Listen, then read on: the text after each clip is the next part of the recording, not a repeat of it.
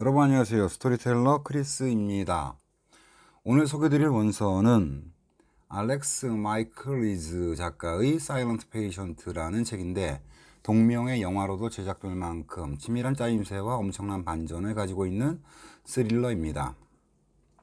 제가 이 책을 읽게 된 것은 업무와 일상이 좀 피곤하던 때에 스릴러를 한 권 읽고 싶다는 생각이 들었고, 그래서 영어 원서 1000권 읽기 채널의 영창기님 추천 영상을 중에서 찾게 되었습니다. 그리고 재밌게 읽은 지는 벌써 2달이 넘었는데 막상 소개를 드리려니 평소대로 줄거리를 그대로 말씀드리면 막판때 반전의 표현이 적절치 못할 것 같아 방법을 찾다가 이제야 소개를 드리게 되었습니다.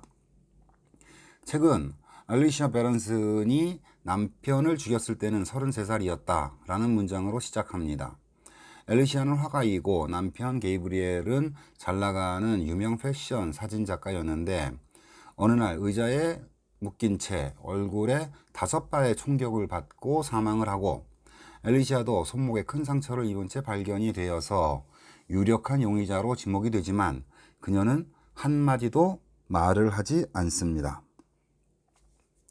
평소 두 사람은 틈만 나면 한몸 되기를 시전하면서 사랑을 나누고 행복하게 사는 모습이었지만 엽기적이고 잔인한 살해 방법과 재판이 진행되는 가운데 정신병원에 수용된 엘리시아가 여전히 말을 못하는 건지 안 하는 건지 침묵을 지키고 있어서 사건은 세간의 큰 충격과 관심을 받게 됩니다.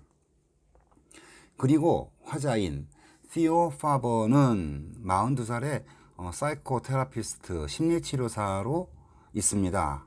그리고 연극 무대의 단역 배우로 있는 캐시와 살고 있는데 공교롭게도 어린 시절 불우했던 가정 환경으로 심리치료를 받았던 적이 있고 이후에 심리치료사가 되었습니다.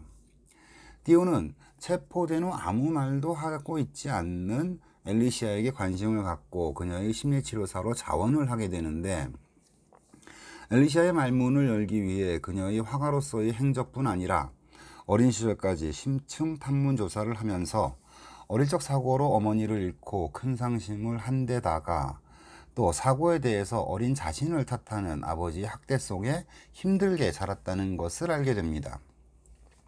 이야기는 병원에서 디오가 엘리시아를 치료하기 위해 애쓰는 내용과 또 엘리시아의 최근부터 과거까지를 찾아가는 과정들, 그리고 엘리시아의 일기의 내용, 그리고 디오의 가정사가 섞여서 전개가 되는데 어쩌면 아무 관련이 없어 보이는 내용들이 섞여 있다 보니 읽는 동안 작가의 의도가 무엇일까 하는 의문과 상대적으로 흥미가 떨어지는 디오의 가정사에서는 약간의 짜증이 느껴지기도 했지만 디오의 헌신적인 노력 덕분인지 엘리시아가 드디어 말문을 열게 되고요.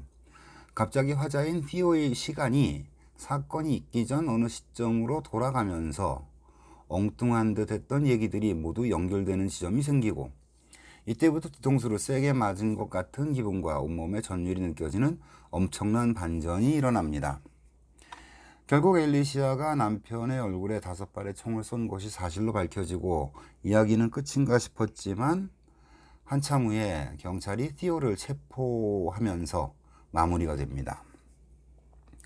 엘리시아는 정신병원에 있는 동안 그리스 신화에 나오는 알케스티스를 연상하는 그림을 그리는데 신화 속 알케스티스의 이야기는 사랑하는 남편 대신 죽어서 지옥으로 가게 되지만 영웅 허큘리스가 지옥에 갔을 때 구해서 돌아오고 하지만 이후에 한마디도 말을 하지 않았다는 내용입니다.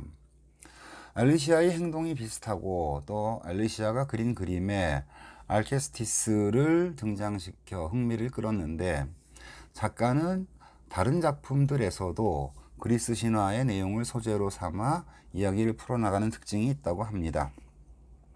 책을 읽는 동안 얼마나 원한이 컸으면 얼굴에만 총을 쏘았을까?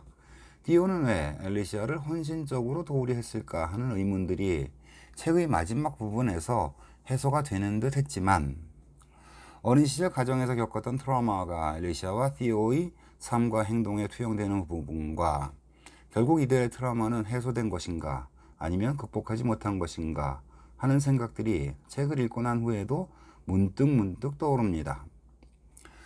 어린 시절 가정에서 겪은 트라우마가 어른이 된 이후에까지도 상상 이상으로 크게 남아있고 그 상처의 부작용들이 언제든지 튀어나올 수 있겠구나 하는 생각이 자꾸 들어서 당혹스러운 느낌이 지금도 여전히 남아있고요. 그래서 특히나 책 속의 대반전과 짜임새가 대단하다는 생각이 들었습니다.